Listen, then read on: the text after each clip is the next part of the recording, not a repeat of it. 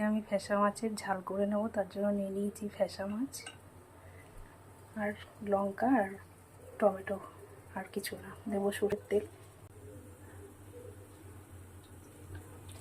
তেলটা গরম হয়ে গেছে, এখন মাছটা দেব।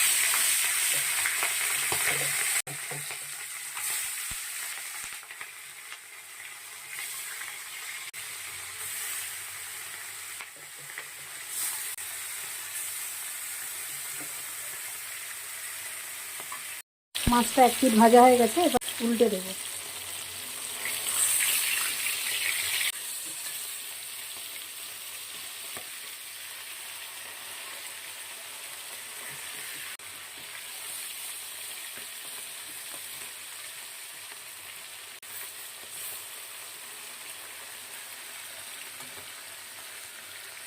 মাছটা ভাজা হয়ে গেছে, এবার তুলে নেব।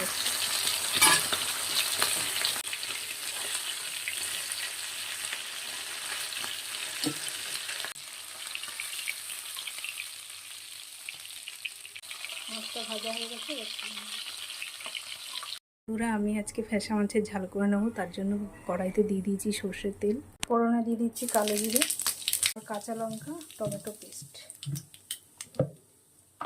এই দিয়ে আজকে মাছের ঝালটাই করব।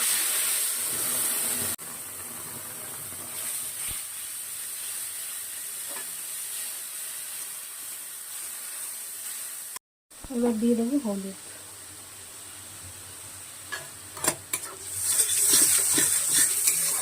একটু কষিয়ে নেব, সামান্য জল দেবো।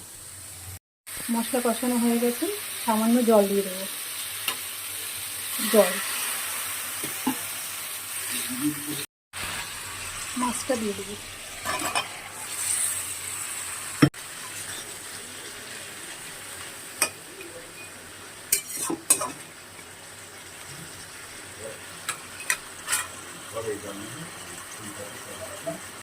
ঝাল রেডি, এবার নামিয়ে নেব। পরিবেশনের জন্য রেডি ফ্যাসা মাছের ঝাল।